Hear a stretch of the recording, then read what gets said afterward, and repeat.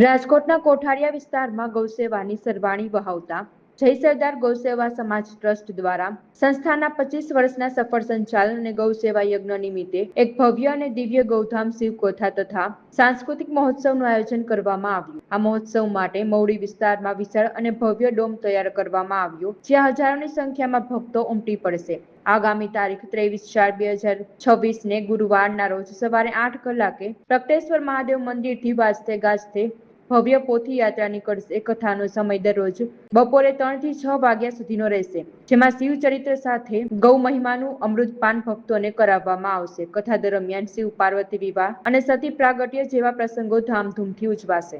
જય સરદાર ગૌસેવા સમાજ ટ્રસ્ટ કોઠારિયા દ્વારા જય સરદાર ગૌશાળાના લાભાર્થે ગૌધામ શિવકથાનું આયોજન આગામી 23 એપ્રિલ 2026થી 1 મે 2026ના રોજ કરવામાં આવ્યું છે। આ ગૌધામ શિવકથામાં દરરોજ હજારો ભક્તો બપોરે 3 વાગ્યાથી 6 વાગ્યા સુધી કથાનું શ્રવણ કરવા માટે પધારવાના છે। કથાના વક્તા પદે પરમ પૂજ્ય શ્રી ગિરિબાપુ કથાના વ્યાસાસને બેસી અને આપણને સૌ કોઈને પોતાની સુંદર મજાની શ્રેણીમાં શિવકથાનું આપણને સૌ કોઈને શ્રવણ કરાવવાના છે।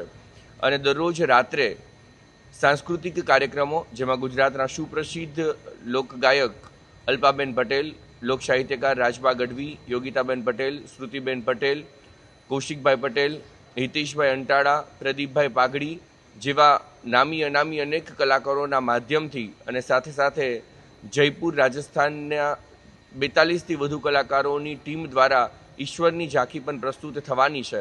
અને સાથે સાથે જીલ એન્ટરટેનમેન્ટ દ્વારા શિવ ઝાંખી પણ અહીં પ્રસ્તુત થવાની છે। આમ ભવ્ય સાંસ્કૃતિક કાર્યક્રમનું આયોજન પણ દરરોજ સાંજે અલગ અલગ તારીખોમાં કરવામાં આવ્યું છે।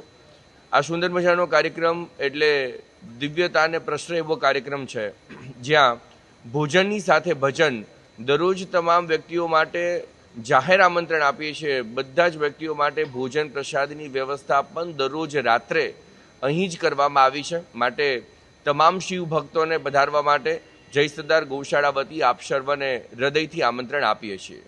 જય સરદાર ગૌસેવા સમાજ ટ્રસ્ટમાં હું ટ્રસ્ટી તરીકેની ફરજ નિભાવું છું। જય સરદાર ગૌસેવા સમાજ ટ્રસ્ટની અંદર અંદાજિત 1200 જેવી ગાયો, 400 જેવા બળદો અને 400 જેવા નંદી, એટલે કે ટોટલ 2000 જેવી પશુઓની સંખ્યાની સાર સંભાળ અને સારવાર લેવાય છે। જય સરદાર ગૌસેવા સમાજ ટ્રસ્ટ દ્વારા આ ગૌધામ શિવકથાનું આયોજન કરેલું છે। જય સરદાર ગૌસેવા સમાજ ટ્રસ્ટ પાસે ઓછામાં ઓછી 2000થી વધુ સ્વયંસેવકોની ફોજ છે અને આ ગૌધામ શિવકથાના આયોજનમાં એ સ્વયંસેવકો તન, મન અને ધનથી એ છેલ્લા 2 મહિનાથી આ રાત અને દિવસ અથાગ પ્રયત્ન કરી અને આ ગૌધામ શિવકથાનું પૂર્વ આયોજન આજે આપણે એ પૂર્ણતાના આરે લાવ્યા છીએ। અને તારીખ 23/4/2026થી તારીખ 23/1/5/2026 સુધી આ ગૌધામ શિવકથાનું અહીં આયોજન કરેલું છે। ગૌધામ શિવકથાના ગ્રાઉન્ડ ઉપર જે કથાડૂમ છે એમાં અંદાજિત 15,000 જેટલી શ્રોતાઓ બેસી શકે એવી વ્યવસ્થા કરેલી છે। અહીં અમારું આયોજન એ મહાપ્રસાદ માટેનું જે ભોજનશાળા છે એમાં પણ અમારી પાસે 15,000થી 20,000 વ્યક્તિઓ એકી સાથે ભોજન લઈ શકે એવી વ્યવસ્થાઓ ઊભી કરેલી છે।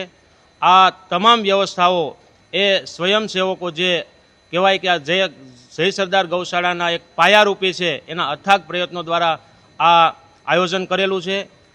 દહેલીના જે કાર્યક્રમો છે કથા દરમિયાન, એમાં આજે એટલે કે 22 તારીખે 22/4/2026ના દિવસે એક ગૌધામ શિવકથાના આમંત્રણ રૂપે મવડી વિસ્તારમાં બાઇક રેલીનું આયોજન કરેલું છે। તેમાં અંદાજિત 2500 જેવી સંખ્યાઓ બાઇક રેલીમાં જોડાશે। ત્યારબાદ 4થી 6 108 કુંડી યજ્ઞનું આયોજન કરેલું છે। તેમાં અંદાજિત 260 જેવા યજમાનો એ યજ્ઞનો લાભ લેવાના છે। અને દરરોજના માટે જે અલગ અલગ કાર્યક્રમોની રૂપરેખાઓ છે એમાં નામાંકિત આપણા સૌરાષ્ટ્રના અને ગુજરાતના જે કલાકારો છે એના રાત્રિ કાર્યક્રમોનું પણ આયોજન કરેલું છે। તો હું સર્વ રાજકોટની શિવભક્ત જનતા, પ્રેમી શિવભક્ત જનતાને આમંત્રણ આપું છું જય સરદાર ગૌસેવા સમાજ ટ્રસ્ટ દ્વારા કે આપ બધા આ કાર્યક્રમને અવસરમાં પલટવા માટે સાથ સહકાર આપજો અને કથાનું શ્રવણ કરવા માટે બધા ભાવથી પધારજો.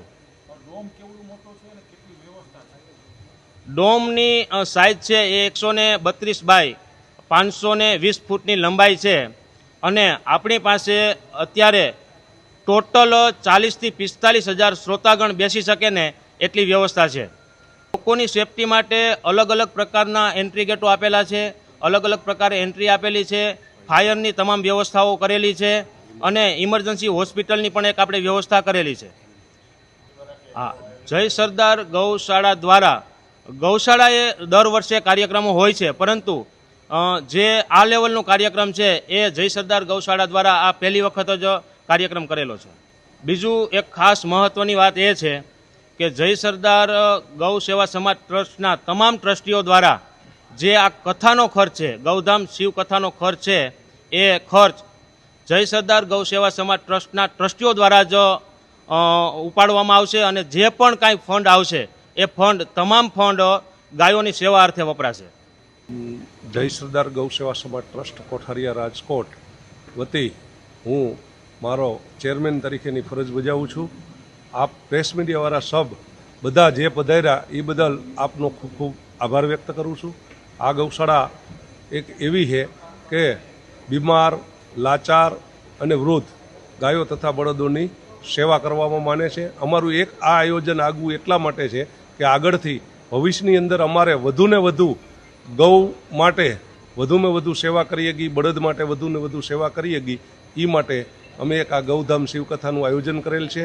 એમાં સર્વે દાતાશ્રીઓ અને શ્રોતાજનોને આ કાયમ માટે આ કથાનું શ્રવણ કરવા પધારવા તથા સાંજે કાયમ મહાપ્રસાદનું આયોજન છે. તો સૌને મહાપ્રસાદ લઈ અને ઘરે જવા મારી નમ્ર વિનંતી.